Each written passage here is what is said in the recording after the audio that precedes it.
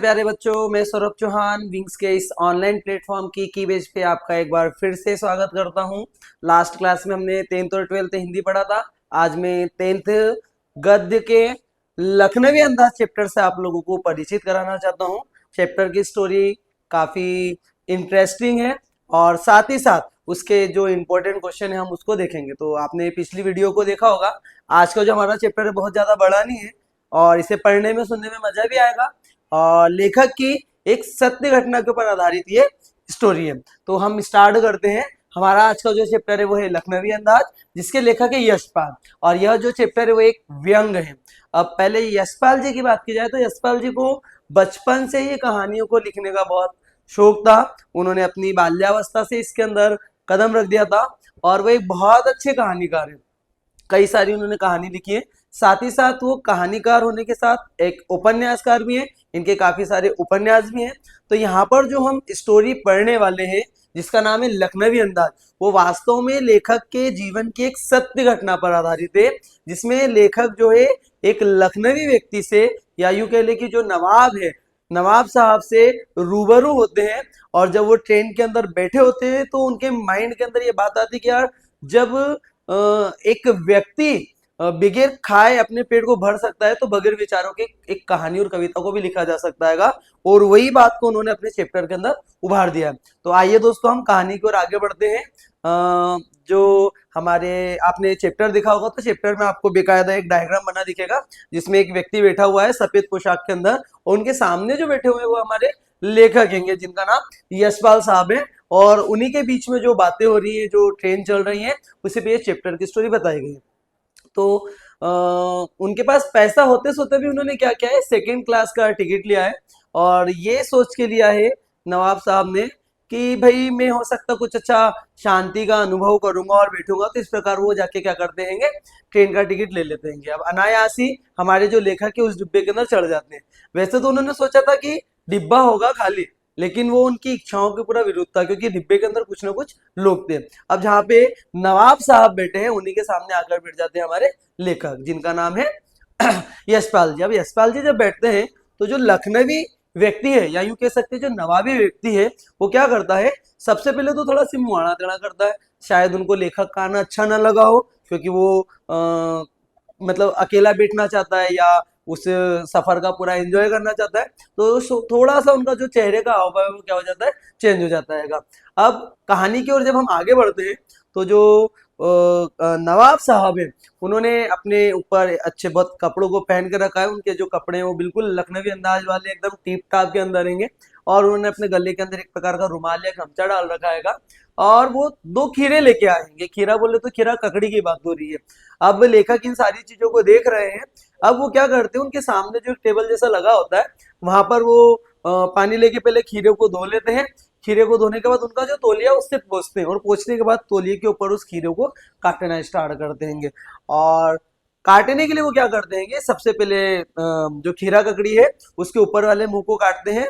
उसके अंदर से जो कड़वाहट होती है, जिसे उन्होंने दूध या झाग शब्द बोला है, उसको निकालते हैं। उसकी अलग अलग फांक करते हैं और उसके ऊपर नमक बुरक देते हैं। तो एक प्रकार का स्वाद जो है, एक प्रकार का जो मुंह के अंदर पानी आना, हम ऐसा शब्द कह सकते हैं, वो लेखक को महसूस होता है। हालांकि जो नवाबी व्यक्ति है वो लेखक से या हमारे जो यशपाल साहब है उनसे पूछते हैं वन टाइम कि क्या आप ये खीरा खाना चाहेंगे, दैट मीन्स ये ककड़ी खाना चाहेंगे। तो जो यशपाल साहब है उन्हें थोड़ा सी अटपटा सा लगता है, इसलिए वो पहले ना कर देते हैं। हालांकि लेखक के मन के अंदर उसको खाने की इच्छा होती है।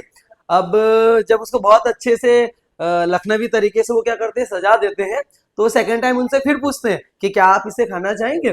तो लेखक मन ही मन ये सोचता है कि यार वन टाइम जब मैंने मना कर दिया तो सेकंड टाइम खाना अच्छा नहीं लगेगा, इसलिए इच्छा होते हुए भी वो क्या कर देते हैं, उस ककड़ी को या खीरे को खाने से मना कर देते हैं। अब सामने जो बैठा व्यक्ति है, जिसे नवाबी व्यक्ति कहा गया है या नवाब साहब कहा गया है, वो क्या करता है, एक एक ककड़ी की फांक को उठाता है, उसको सूंघता है, उसका रसा स्वादन करता है, वो विंडोज के बाहर उसको फेंकता जाता है।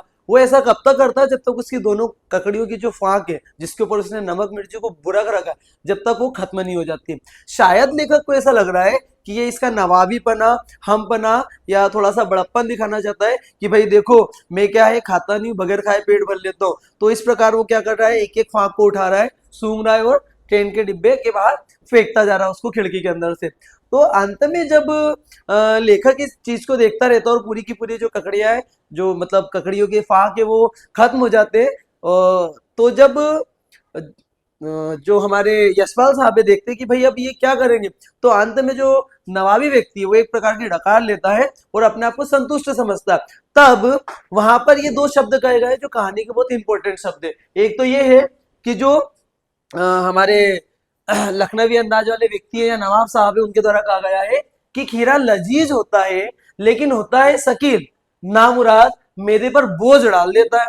ठीक, तो जब ये शब्द उस लखनवी व्यक्ति के द्वारा या नवाब साहब के द्वारा बोले जाते हैं तो लेखक के मन के अंदर एक विचार आता है, और वो विचार क्या आता है कि जब बगैर खाए कोई व्यक्ति अपने आप को पेट भरा महसूस कर सकता है, केवल उस चीज को सूंघने मात्र से उसका रसास्वादन कर सकता हैगा और डकार ले सकता है, तो बिना घटना, बिना पात्रों और बिना विचारों के नई कहानी भी लिखी जा सकती है। तो इस प्रकार जो हमारे लेखक है यशपाल साहब, वो इस कहानी को क्या कर देते हैं, अपनी सच्ची घटना के अंदर उकेर देते हैं। मतलब उनका ये मानना है कि जिस प्रकार बगैर खाए पिए उस चीज का उन्होंने केवल रसास्वादन किया, एक अनुभूति हुई कि हाँ भाई मैंने ककड़ी को खाया और अपनी इच्छाओं को पूरा किया और अंत में डकार ली, तो उन्होंने सोचा जरूरी नहीं है कि किसी एक कहानी को लिखने के लिए पात्र की या घटना की और विचार की आवश्यकता हो सकता है भाई बगैर घटना, बगैर पात्र और विचारों की भी नई कहानी को लिखा जा सकता है। और वही चीज को उन्होंने उन्हीं बातों को जो हमारे लेखक साहब है अपने व्यंग्य के अंदर उसको लेके आए हैं और उन्होंने क्या किया, इस प्रकार की एक कहानी को लिखाएगा। इस चैप्टर के अंदर ओनली 2 ही क्वेश्चन ऐसे हैं जो मुझे महत्वपूर्ण लगे। वैसे तो आपको चैप्टर के अकॉर्डिंग ग्रामर और ऑब्जेक्टिव्स पूछे जा सकते हैं, पर मेरे अनुसार या जो लास्ट टाइम पूछे गए थे संभावित प्रश्न के अंदर भी, तो जो क्वेश्चन है वो पहला क्वेश्चन ये है कि लेखक को नवाब साहब के किन हाव भावों से महसूस हुआ होगा कि वे उनसे बातचीत करने के लिए तनिक भी उत्सुक नहीं है।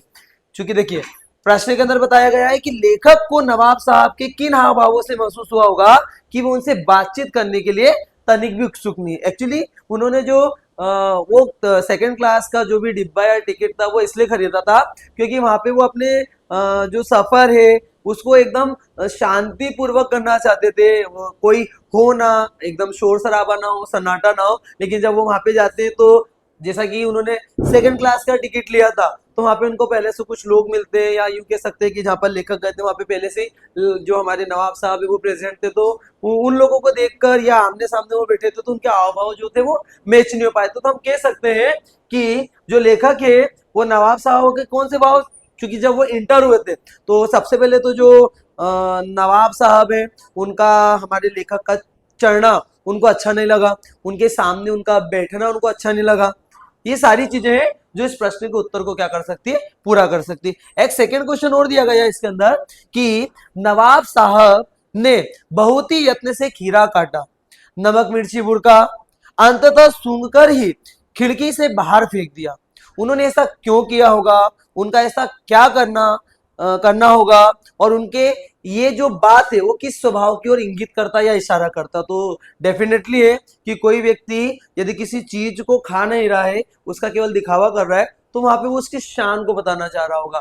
तो लेखक यहाँ पे इस बात को बता रहा है या इस बात की ओर इशारा कर रहा है, या हमारा उत्तर ये इंगित करना चाहता है कि वो लखनवी व्यक्ति है, वो हो सकता है ऐसा करने के दौरान, दैट मीन्स कि जो नमक मिर्ची बिरके हुए खीरे के चीर हैं उसको केवल सूंघ रहा है तो अपनी नवाबी शान को दिखाना चाहता होगा। इस प्रकार ये प्रश्न का उत्तर खत्म होता है। चैप्टर के अंदर 2 ही प्रश्न है जो महत्वपूर्ण है। चैप्टर की स्टोरी को आप अच्छे से देखिए, सुनिए, और यदि मेरा वीडियो आपको अच्छा लगा हो तो आप इसे लाइक कीजिए, चैनल को सब्सक्राइब कीजिए। नए चैप्टर के साथ हम फिर मिलेंगे, तब तक के लिए धन्यवाद।